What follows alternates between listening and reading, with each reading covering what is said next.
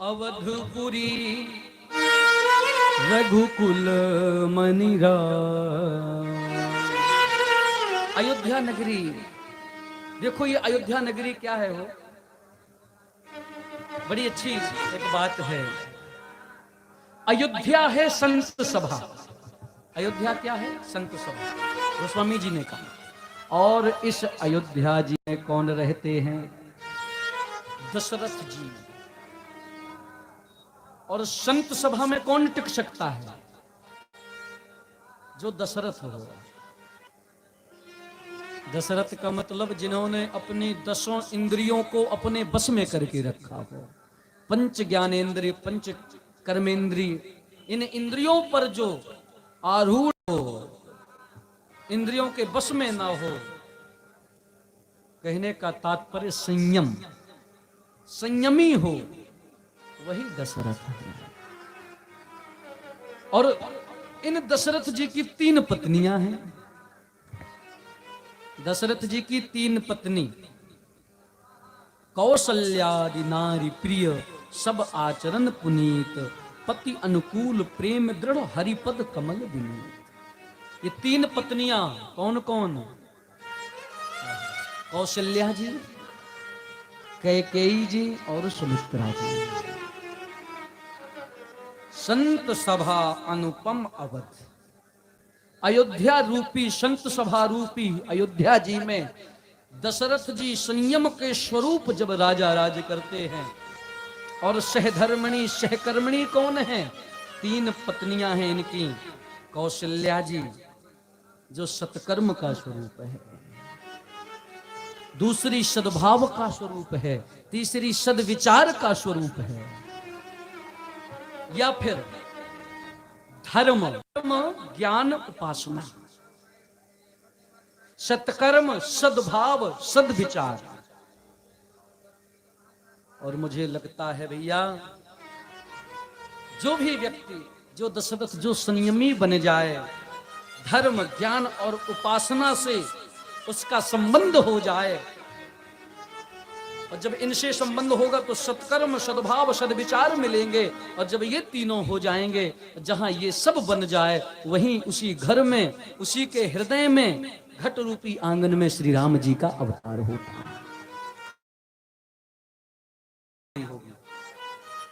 अवतार का मतलब, अवतार शब्द का भी दिव्य अच्छा अर्थ है। अवतार शब्द में 2 अक्षर, 2 शब्द हैं, अव और तार। अवतार संस्कृत में अवरक्षणे धातु से अवति बनता है। कहने का तात्पर्य अव का मतलब रक्षा, और त्रिय तारणे धातु से तार बनता है। तो इसका अर्थ हुआ अवति भक्तान तारयति दुष्टान। जो जब भगवान अवति रक्षयति, अपने भक्तों की रक्षा के लिए आते हैं, दुष्टों को तारने के लिए, मारने के लिए नहीं, तारने के लिए। ध्यान देना, भगवान राक्षसों को मारे नहीं, तारे हैं। यही तो अंतर है सबके मारने में। राम जी के बाण से जो जो लोग मरे, सब सीधे मुक्त हो गए सदा सदा के। तो अवति भक्तान तारयति दुष्टान, इस संकल्प के साथ भगवान इस धरती पर आए। बड़ी अच्छी बात है। दशरथ जी संयमी हैं, धर्म ज्ञान उपासना के साथ में संबंध है, तीनों पत्नियों के साथ में संबंध है, और तीनों से सद्विचार, सत्कर्म, सद्भाव भी प्रकट है। एक बार लेकिन अभी भी इनका जीवन का उद्देश्य पूर्ण नहीं हो रहा। क्यों? इनके मन में जिज्ञासा नहीं है। इनको लगता है सब कुछ मिल गया, आनंद में है। मानस जी में तो सीधा आया है, एक बार भूपति मन माही भय गलानी मोरे सतनाई। एक बार इनके मन में ग्लानि हुई, अभी मुझको प्राप्त नहीं हुआ। मैं दशरथी तो इंद्रिय संयमी तो हो गया, धर्म ज्ञान उपासना भी मेरे पास है, लेकिन फिर भी अभी ग्लानि है। सीधा सा संकेत समझिएगा गोस्वामी जी की लेखनी का। ये सब कुछ हो जाए, लेकिन फिर जीवन में ग्लानि बनी ही रहेगी। और वो ग्लानि कैसे मिटे, परमात्मा की प्राप्ति कैसे हो, बड़े चिंतित हैं। एक बार श्री वशिष्ठ जी महाराज को श्री माता अरुंधति ने जाकर के पूछा, प्रभु, जिस राज परिवार के आप सदगुरु हो और आपके राजकुल में राजा दशरथ चतुर्थ पर्ण में आ गए, चतुर्थ अवस्था में आ गए, अभी भी कोई उनके संतान नहीं, क्या आपको नहीं लगता आप जैसे समर्थ गुरुदेव के शिष्यों की संतान ना हो, निर्वंशी हो जाएं? वशिष्ठ जी ने कहा, देवी ऐसा कुछ नहीं है, उनके यहां तो स्वयं भगवान को पधारना है। तो अरुंधति मैया ने कहा, तो प्रभु अगर भगवान को आना है तो कब आएंगे, बुढ़ापा उनका आ गया। वाल्मीकि रामायण के अनुसार दशरथ जी 60,000 वर्ष के हो चुके थे। तो यहां वशिष्ठ जी ने बड़ी अच्छी बात कही, कहा, देवी जी, भगवान तब तक नहीं आएंगे जब तक भक्त के अंदर जिज्ञासा नहीं होगी, चाह नहीं होगी, तड़प नहीं होगी, तब तक नहीं आएंगे। बोले भले भगवान ने वरदान दिया हो, अगर जिज्ञासा को छोड़ दिया तो भगवान आने में विलंब कर देंगे। अरुंधति जी ने कहा, तो जिज्ञासा दशरथ जी को अभी है ही नहीं।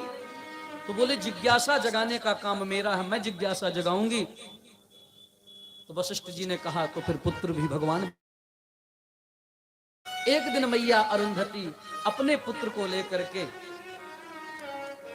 रंगमहल पहुंच गई, जहां राजा दशरथ तीनों धर्म पत्नियों के साथ में विराजमान थे। वहां गई और अपने बेटे को ले गई और जानबूझ करके कुछ ऐसी क्रिया कर दी कि उनका बेटा रोने लगा।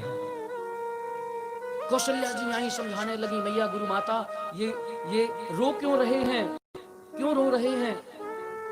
गुरु माता ने राजा के सामने एक बात कह दी, बोली, रानी जी, ये इसलिए रो रहे हैं कि मेरे पिता के तो यजमान दशरथ जी हैं, आप लोग हो, और जब ये मेरे पिता के यजमान जब दशरथ जी और आप सब लोग न रहोगे तो मैं किसका पुरोहित बनूंगा, मेरे लिए तो कोई इस वंश में है ही नहीं।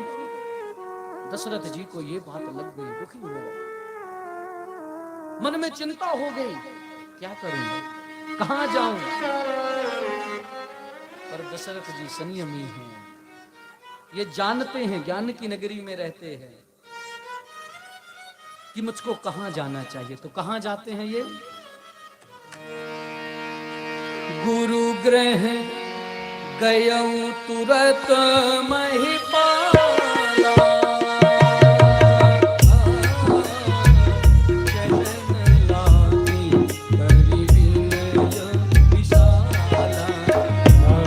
सिया राम जय राम, सिया राम जय राम। ओ गुरु ग्रह गयऊ, गुरु ग्रह गयऊ, गुरु ग्रह गयऊ तुरत महिपाला,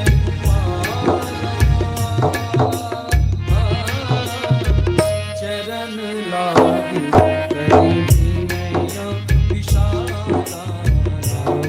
सिया राम जय जय राम, राम सिया राम जय जय राम। तुरंत गुरु गृह गए। दशरथ जी यहां वहां नहीं गए, दशरथ जी सीधे गुरुदेव के पास गए। जीवन में कुछ भी दुख आवे, कुछ ही सुख आवे, गुरुदेव से ही जाकर के कहना चाहिए। एक बार अगर आप भगवान के पास नहीं गए तो भी ठीक है, और अगर गुरुदेव को छोड़ करके, गुरुदेव का सम्मान ना करके भगवान के पास गए तो भी आपकी विनती सुनी नहीं जाएगी। इस संसार के 3 प्रत्यक्ष देवता हैं, माता, पिता और गुरुदेव। दिल की, अपने जीवन की व्यथा या सुख कुछ भी सुनाना हो तो श्री दशरथ जी से सीखना चाहिए। दशरथ जी के गए और जाकर के निज दुख सुख सब गुरहि सुनायऊ, निज दुख, अपना दुख और सुख सब गुरुदेव को सुनाते जाए। गुरुदेव से कुछ छिपाना नहीं चाहिए, गुरुदेव से कभी कपट नहीं करना चाहिए। आजकल तो महाराज गुरुदेव से ही कपट होता है। गुरु से कपट, मित्र से चोरी, है ना, कह हुई निर्धन। तो ये गुरुदेव से अगर जिसने कपट कर दिया, उसका जीवन जीते जी नरक में है। वो उसको सब कुछ यही दुख मिल जाएगा। और संसार से सुनाओगे तो भी दुखी रहोगे। जो भी सुनाना हो गुरुदेव से सुनो। कहीं वशिष्ठ बहुविध समझायु, और वशिष्ठ जी ने बहुत अच्छे से समझाया। बोला राजन आप चिंता मत करो, मनोरथ पूर्ण होंगे। दशरथ जी ने कहा गुरुदेव कब होंगे? चौथा पन लग गया, कृपा करिए। बोले अब तुम्हारा कोई कार्य नहीं, बस। क्योंकि कहते हैं जो गुरु के दर आते हैं भगवान उनके घर जाते हैं। तुम आ गए, अब राजन तुमको कुछ नहीं करना, अब जो करना है सब हमको करना है, तुम चिंता मत करो। चौथापन अगर हो गया है तो भगवान भी 4 अवतार रूप में आएंगे। इसलिए धर्म धीर हुई है सुतचारी, चिंता मत करो। 4 पुत्र होंगे और साधारण नहीं होंगे। त्रिभुवन विदित भगत भयहारी। और यो कह करके दशरथ जी को विदा किए हैं। कहें राजन तुम जाओ। और इधर वशिष्ठ जी ने तुरंत श्रृंगी ऋषि वशिष्ठ बोला, श्रृंगी ऋषि वशिष्ठ बोला, पुत्र काम शुभ,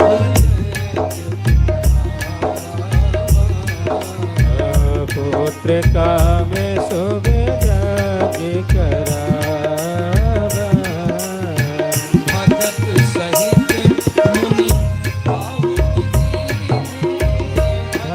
सहित मुनि आहुति दीनी,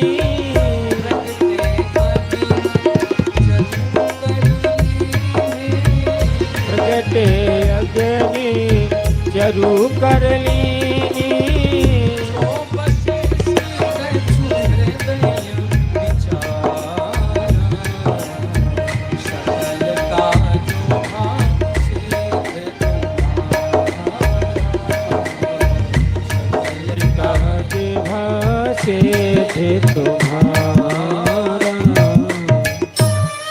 वशिष्ठ जी ने श्रृंगी ऋषि ही वशिष्ठ बुलायो। वशिष्ठ जी ने ही श्रृंगी ऋषि को बुलाया है, पुत्रेष्टि यज्ञ करवाया है। और जब गुरुदेव की कृपा से, संतों की कृपा से जब यज्ञ हुआ तो यज्ञ से अग्नि नारायण भगवान प्रगटे अगिन चरु कर लीन, खीर लेकर के, चरु लेकर के, खीर लेकर के प्रगट हो गए। और खीर लेकर के अच्छी बात कही राजा दशरथ को देते हुए, जो वशिष्ठ कछु हृदय विचार। राजन जो कुछ आपके गुरुदेव ने हृदय में विचारा है, लो इस खीर को खाओ, वो आपको मिल जाएगा। गुरुदेव ने जो विचारा है, हो सकता है हमारे आपके भक्ति पूजन से वो काम ना हो, लेकिन गुरुदेव अगर कृपा कर दें, कोशिशें कोई लाखों भले ही करे, किंतु सदगुरु बिना बात बनती नहीं। गुरु बिन भवरिध तरई न कोई। गुरुदेव के बिना कुछ नहीं संभव। अगर भगवान भी मिले तो देखो गुरुदेव की कृपा से मिले, माध्यम गुरुदेव बने। हालांकि इसके पूर्व में राम जी ने स्वयं राजा दशरथ जी को वरदान दिया था कि मैं तुम्हारा बेटा बनूंगा, लेकिन इसके बाद भी सीधे नहीं बने। नहीं, पहले गुरुदेव की शरणागति लेनी पड़ी, गुरुदेव से प्रार्थना करनी पड़ी, माध्यम गुरुदेव ही बने। बिना गुरु शरणागति के जीव भगवत प्राप्ति नहीं कर सकता, ये अकाट्य सत्य है। इसलिए जीवन में सदगुरु का होना परम आवश्यक है। गुरुदेव की कृपा से खीर मिली। देखो गुरु है, चावल, चावल होता है ना, अब कोई कह दे साबूदाना, चावल, चावल, दुग्ध और शर्करा, शक्कर, 3 चीजों से। ऐसे तो और चीजें मिलाओ, लेकिन 3 चीज परम आवश्यक है। एक संत का बड़ा अच्छा भाव, संत कहते हैं भैया ये चावल क्या है, ये चावल कर्म का प्रतीक है। क्योंकि कैसे कर्म से होता है ना, बीज बो, खेत में हल चलाओ, कर्म करो, तब चावल निकलता है। तो चावल कर्म का प्रतीक है, और दुग्ध जो है ज्ञान का प्रतीक है। नीर क्षीर विवेक होता है ना जिनके अंदर, संत हंस गुण गहहि पय, परिहरि दूध विकार। ये दूध जो है ज्ञान का सूचक है। और शक्कर मीठी होती है, शक्कर मीठी होती, और शक्कर भक्ति का सूचक है, ध्यान देना। और कहने का अर्थ, कहने का तात्पर्य भगवान ज्ञान। खीर में 3 चीजें हैं, दूध हो गया ज्ञान, चावल हो गए कर्म, और मिठास तो भैया शक्कर से ही आती है। और ये जब तीनों भक्ति ज्ञान और कर्म, जब ये तीनों मिल जाएं तो जीवन में भगवान की प्राप्ति हो जाती है।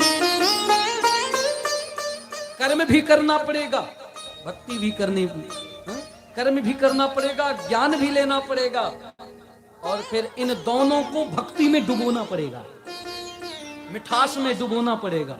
और जब आपके कर्म भी भक्ति में डूब जाएं और आपका ज्ञान भी भक्तिमय हो जाए, जब तीनों का सम्मिश्रण होगा तो इनसे भगवत प्राप्ति हो जाएगी। और वही हुआ, वही खीर है। और वही खीर अर्ध भाग कौशल्य ही दीना, उभय भाग आधे कर कीना। आधा कौशल्या जी को, आधा कैकेयी को। और कौशल्या कैकेयी हाथ धरी, दीन सुमित्र ही मन प्रसन्न। और दोनों ने माता कौशल्या को इस प्रकार से खीर खाया नहीं कि भगवान गर्भ में आ गए। यह ऐसी दिव्य खीर खाया कि भगवान गर्भ में आ गए। कोई कहे भगवान क्या गर्भ में आए? अरे भैया, जब सर्वम खलु विदम ब्रह्म, जब हर जगह अणु अणु परमाणु में भगवान है, नास्तो विद्यते भावो ना भावो विद्यते सतः, कहीं ऐसा एक वस्तु, एक पदार्थ नहीं जहां भगवान का अभाव हो। हर जगह भगवान है। तो क्या भगवान गर्भ में नहीं आ सकते? एक बार गर्भ ने कहा, भगवान सब मुझको दूषित मानते हैं क्योंकि मैं मलमूत्र का भंडार होता हूं। भगवान ने कहा, चिंता मत करो, मैं तुम्हारी भी एक दिन पूजा करवाऊंगा। और जब भगवान गर्भ में आए ना, तो श्रीमद् भागवत में पढ़ना, वहां गर्भ स्तुति है। समस्त देवता सत्यव्रतम सत्य परम सत्यम सत्य योनिम निहिता च सत्य। वहां कृष्ण जी का किसी ने पूजन नहीं किया, सबने आकर के गर्भ को प्रणाम किया। धन्य है तू गर्भ, जो परम अखिल ब्रह्मांड नायक को तूने अपने अंदर बिठा रखा है। वहां गर्भ स्तुति, भगवान गर्भ में भी आए। आहा, एही विधि गर्भ सहित सब, यही विधि गर्भ सहित सब नारी।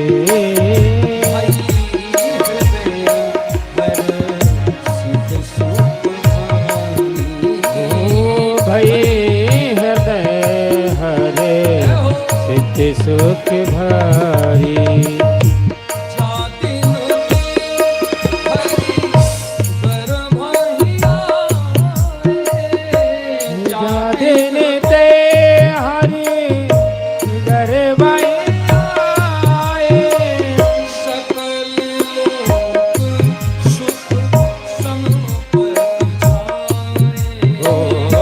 सकल लोक सुख संपत्ति छाए। मंदिर में सब आजहि रानी, मंदिर में सब राज है रानी।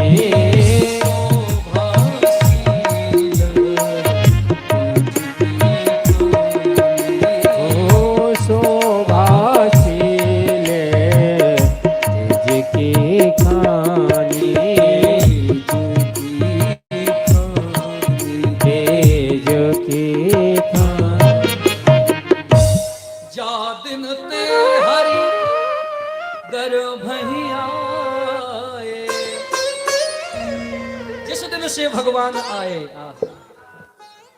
सकल लोक सुख संपत्ति छाए। समस्त देवी देवता आ गए, भगवान की स्तुति करने लगे। जोग लगन ग्रह बार तिथि सकल भय अनुकूल, चरु अरु अचर हर सजुत राम जन्म सुख मूल। वह समय आ गया, नौमी तिथि आ गई, शुक्ल पक्ष है, मधुमास यानी चैत्र का परम पवित्र महीना है, अभिजित मुहूर्त है। वह सकल चरु अरु अचर हर्ष जुत जो राम जन्म सुख मूल है। बड़ा सुंदर वातावरण है। आज बहुत शोर हो रहा है, नहीं हो रहा? ज्यादा ही शोर है, बहुत बिच्छी हो रहा है। प्रेम से बोलो जय सिया राम। समस्त देवता आए हैं भगवान से स्तुति करने। सुर समूह विनती करी पहुंचे निज निज धाम। देवता आए, देवताओं ने स्तुति करी और अभी भगवान प्रकट नहीं हुए।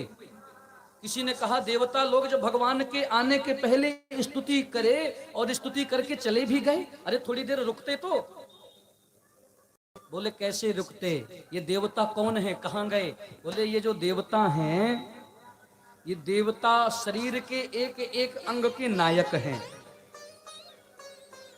इंद्रिय द्वार झरोखा नाना, ये जो हमारी इंद्रियां हैं ना शरीर में, इन इंद्रियों में बैठे सुर जहां तहां करी खाना। एक एक इंद्रियों में एक एक देवता का वास है। जैसे रसना जिह्वा, जिह्वा में वरुण देवता बैठते हैं। नेत्र में भगवान सूर्य का वास होता है। मन में चंद्रमा मनसो जात छो सूर्या, नेत्र में सूर्य होते हैं। वाणी अग्नि में जठराग्नि, अग्नि में अग्नि का वास होता है। मन में चंद्रमा का वास होता है। तो बोले निर्गुण निराकार ब्रह्म जब साकार रूप धारण करेगा तो ये एक एक इंद्रिय देवता इकट्ठे होंगे, तब ना निराकार साकार बनेगा। तो सुर समूह विनती करी, विनती किए और पहुंचे निज निज धाम। वो अपने धाम में आ गए। वरुण देवता जिह्वा में आकर के बैठने वाले हैं, सूर्य भगवान नेत्रों में आकर के बैठने वाले हैं, अग्नि जाकर के उदर में विराजमान होने वाली है, मन जो है चंद्रमा निर्माण कर रहा है। और वह मुहूर्त आ गया जिसकी सबको प्रतीक्षा थी। अरे नौमी तिथि मधुमास पुनीता, रामा हो रामा। नौमी तिथि मधुमास पुनीता, रामा हो रामा। शुक्ल पक्ष अभिजित हरि प्रीता, रामा हो रामा। मध्य दिवस अति शीत न रामा, मध्य दिवस अति शीत न रामा। रामा हो रामा, रामा पावन काल लोक विश्रामा। रामा हो रामा, रामा पावन काल लोक विश्रामा।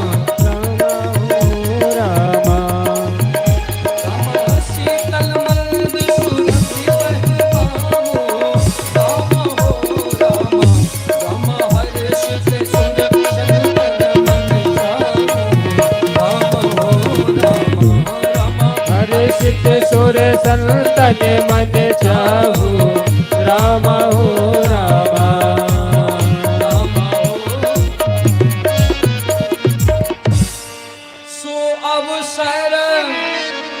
सो अवसर वीरन की जग जाना।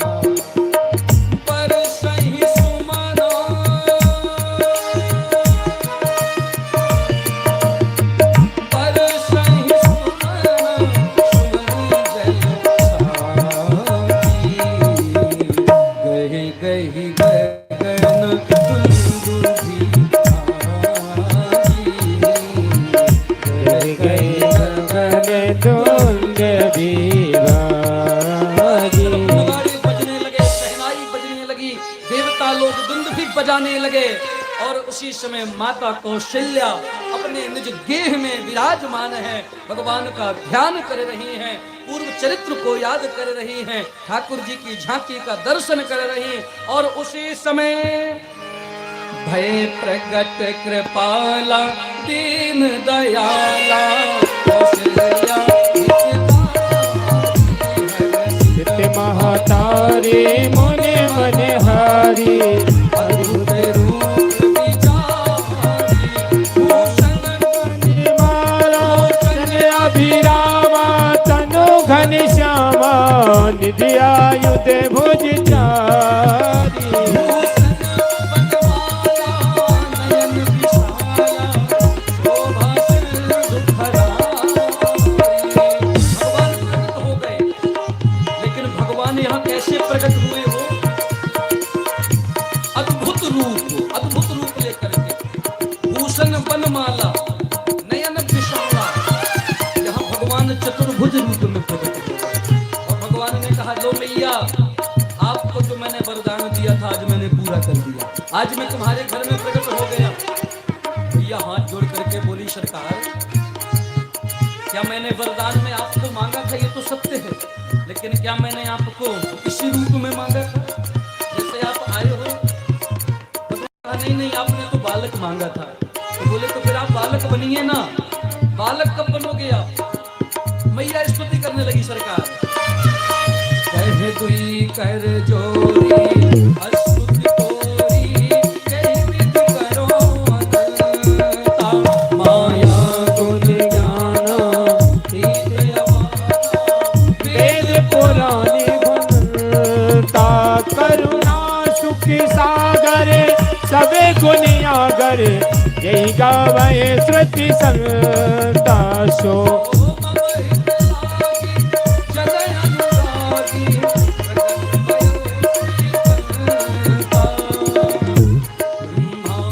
निकाया निर्मित माया राम राम प्रतिवेद कहे मोरे सोवासी जय उपहासी सुन तो धीर मतो तेरे न रहे राजा विज्ञान प्रभु मुस्ताना चरित बहुत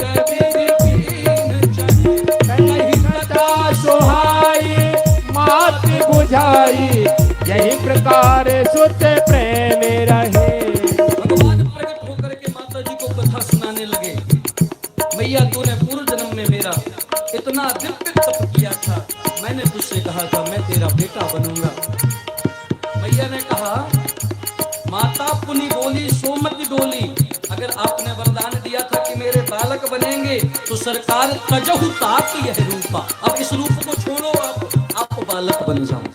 भगवान कहे, ठीक है मैया। भगवान बालक बन गए। फिर मैया खुश नहीं हुई। भगवान ने कहा, मैया अब क्या हो गया? माता जी बोली, सरकार बालक बने हो, लेकिन अभी बालक की लीला तो करो। क्यों? क्योंकि आप तो अभी केवल देखने में बालक ने, मन में तो वही गंभीरता हुई हो, इसलिए कीजिए शिशु लीला। जन्म लेते बालक कौन सी लीला करता है? बोले, जन्म लेते बालक सबसे पहली लीला करता है, कहाँ था मैं, कहाँ आ गया, रोने लगता है। तो सरकार आप भी रो। राम जी बोले, हम कौन जबरदस्ती भेजे गए? जीवात्माओं को तो मार मार के गर्भ में डाला जाता है, फिर जन्म होता है, हम तो अपनी स्वेच्छा से आए, हम क्यों रोएं? मैया हाथ जोड़ करके बोली, प्रभु आपने मुझको वरदान दिया है, चाहो तुम ही समान सुख, मैंने सुख मांगा है, इसलिए कीजिए शिशुलीला अति प्रियशीला, यह सुख परम अनूपा, मुझको यह सुख चाहिए। तो भगवान अपनी माँ को सुख देने के लिए उसी समय सुनी बचन सुजाना रोदन पाना, हुई बालक सुरभूपा। बचन सुजाना रोदन ठाना हुई बालक सुरभूपा। जय हरि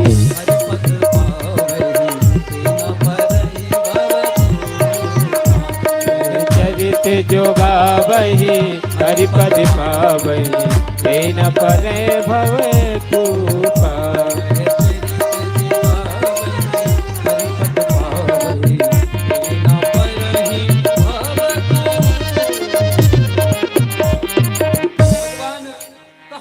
करके रोने लगे। अब तो जहां ही रुदन की आवाज सुनाई दी, सुनी शिशु रुदन परम प्रिय बानी।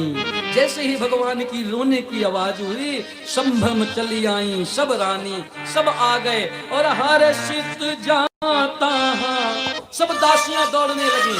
हर्षित जहां तहां भाई हर्षित जहाँ तहाँ धाई दासी आनंद मगन सकल पुरवासी। ओ आनंद मगनी सकल पुरवासी। पूरे अयोध्या में आनंद का साम्राज्य छा गया। चारों तरफ धुंध भी शहनाई, ढोल बजने लगे, नगारे बजने लगे। राजभवन में राजकुमार प्रकट हो गए। आहा, और यह खबर जैसे ही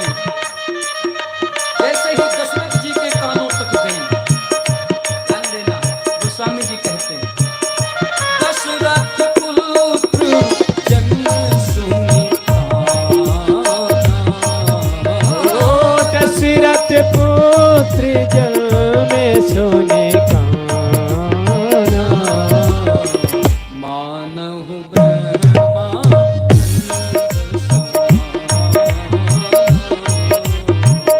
मानव ब्रह्मानंद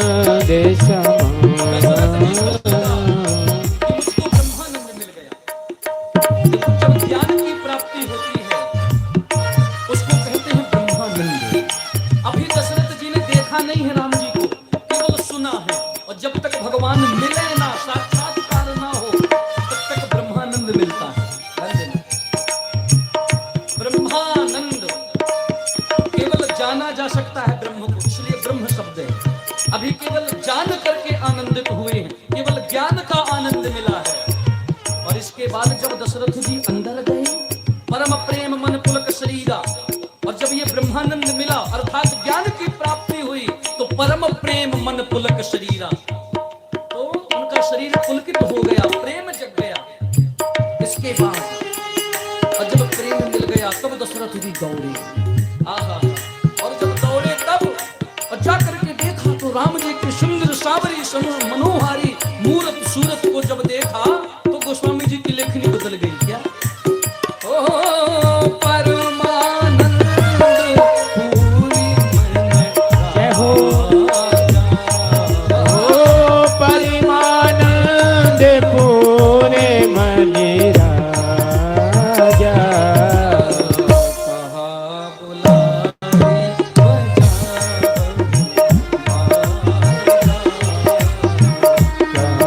बुलाई जब तक केवल ज्ञान था, जब उन्होंने सुना भगवान के बारे में, जन्म के बारे में, तो ब्रह्मानंद, और जहां मिल गए तो परमानंद। ब्रह्मानंद का फल है परमानंद। अब दशरथ जी को परमानंद की प्राप्ति हुई। पूरे नगर में ढिंढोरा पिट गया, पूरे नगर को दुल्हन जैसा सजा दिया जाए। चारों तरफ से, चारों दिशाओं से देव सब लोग नृत्य करने के लिए बधाई लेकर के राजा दशरथ जी के यहाँ आ गए। और इधर गुरु वशिष्ठ कह गयौ हकारा, तुरंत गुरुदेव के पास गए। आए द्विजन सहित उनको द्वारा, तुरंत गुरुदेव आए हैं। तुरंत नंदी मुख सराध करी जात कर्म सब कीन, हाटक धेनु बसन मनि नृप विप्रन कह दीन। देखो, जैसे ही घर में बालक का जन्म हो तुरंत क्या करना चाहिए?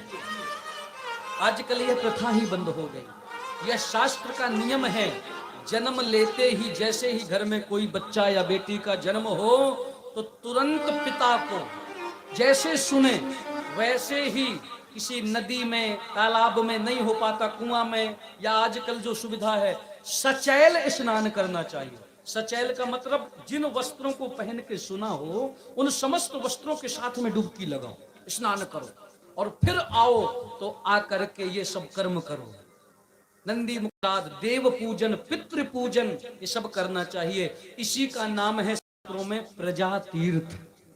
इसको कहते हैं प्रजा तीर्थ। इसका बहुत पुण्य होता है। कब तक? जब तक संतान का नालोक छेदन ना हो जाए तब तक जन्मना सूतक नहीं लगता। ये शास्त्र की बात। तो जब तक नालोक छेदन के पूर्व तुरंत देव अर्चन करना चाहिए, पितरों का पूजन करना चाहिए। इसके बाद जहां नालोक छेदन हो गया तो जन्मना सूतक लग गया, फिर कोई शुभ कर्म नहीं होता। और नालोक छेदन के पूर्व ये सब किया है। नंदी मुख श्राद्ध करी जात कर्म सब कीन, और इसी प्रकार नंद बाबा ने किया है।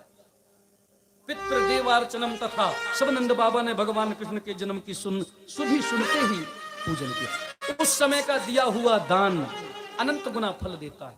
उस समय का किया हुआ पूजन अनंत गुना फल प्रदान करता है। गुरुदेव को बुलाया, पधारे। पूरी नगर में सुमन वृष्टि आकाश ते हो,